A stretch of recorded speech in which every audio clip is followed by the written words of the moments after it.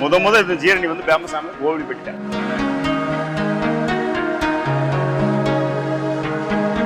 பழைய காலத்து ஆளுங்க இன்னமும் வாங்குறாங்க, இன்னைக்கு வாங்குறது அப்படி வாங்கிட்டு இருக்காங்க.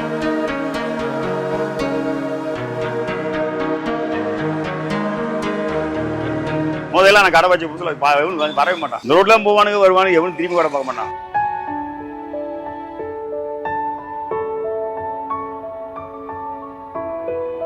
படிப்பு இல்லாம நான் இழந்தது கிட்டத்தட்ட ஒரு 10 லட்சம் ரூபா இருக்கும்.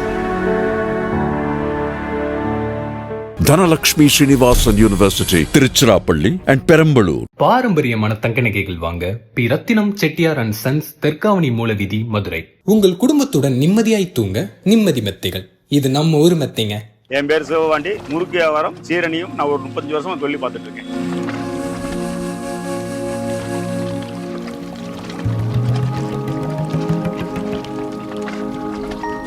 கரெக்டாக அந்த பதத்தை மட்டும் எடுக்கணும், பக்குவமா பார்க்கணும். அவ்வளவு 100 விற்கிறது மாதிரி ஏற்பாடு பண்ணணும். அந்த அளவுக்கு தொழில் பண்ணணும். ரெகுலரா போடுறது இது சாப்பிடலாம், ஒரு வாரத்துக்கு கூட சாப்பிடலாம்.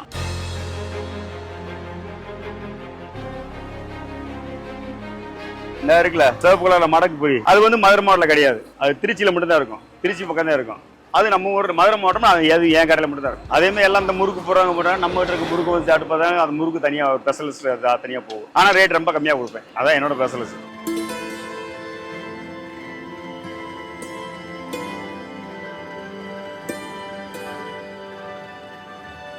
இப்போ போடுறேன், கண்டிப்பா ஒரு 7 மணிக்கு காலி ஆகும். இப்போ இந்த காலேஜ் பயில ஒரு கடை ஒரு 4 மணிக்கு வந்தீங்க, காலேஜ் பயில வந்தேன் நான் இல்லையானு தான் கேட்பானுங்க. முதல்ல நான் கடை வச்ச புதுசுல வரவே மாட்டான். இந்த ரோட்ல போவானுங்க வருவானுங்க, எவனும் திரும்பி கடை பார்க்க மாட்டான். மம்ப ஒவ்வொருத்தருக்கும் ஒரு வாங்கினா இன்னொன்று எடுத்து சாப்பிடாத தம்பி, சும்மா கொடுத்துருக்க எத்தனை பேருக்கு. இப்போ அவனுக்கு வச்சு ஒரு பகுதியாக வரணும். ஏன் அதை ஓசியாக கொடுக்குறோம்னா அதை சாப்பிட்டு பார்த்து டேஸ்ட் பிடிச்சிக்கிறேன். அந்த டேஸ்ட் பிடிச்சி நாளைக்கு மறுநாள் காலையில் நம்ம கடை தேடி வந்துடுறேன்.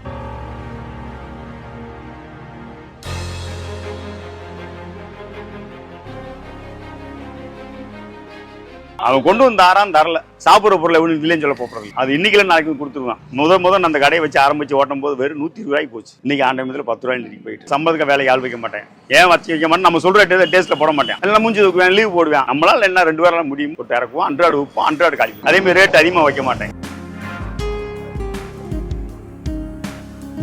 இப்போ நான் உன்ட்ட வேலைக்கு வந்து எனக்கு 1000 சம்பளம் கொடுப்பீல, அது மாதிரி அவங்களுக்கு 500 கொடுப்பீல, இந்த 1000 வந்தால் போதும். மற்ற எந்த காசும் நமக்கு தேவையில்லை. வெளியில வேலைக்கு போவோம், நம்ம சொந்த வேலையை பார்ப்போம்.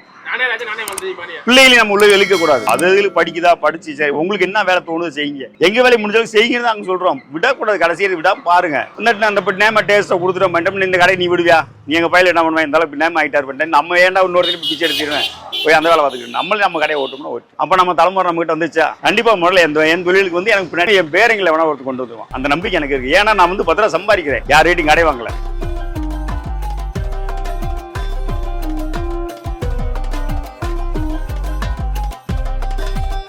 படிப்பு இல்லாம நான் இழந்தது கிட்டத்தட்ட ஒரு 10 லட்சம் ரூபா இருக்கும். ஆனா அப்படி இருந்து நான் சில நேரம் நினைப்பேன், படிக்காம விட்டு 10 லட்சம் நமக்கு லாஸ் நினைக்கிறோம். ஆனா படிச்சிருந்தா அந்த 10 லட்சம் சம்பாதிச்சிருக்க முடியுமா? இப்ப இந்த தொழிலுக்கு போய் சம்பாதிச்சிருக்கோம். தரமான பொருள் கொடுக்கணும், கண்டிப்பான முறையில் பொருள் அழியாது. இந்த ஒவ்வொரு பொருள் எடுத்து பார்த்துக்கணும். ஏன்னா வந்து மக்கள் சாப்பிட்டு பார்த்துட்டாங்க, திரும்பி அதை விட மாட்டாங்க.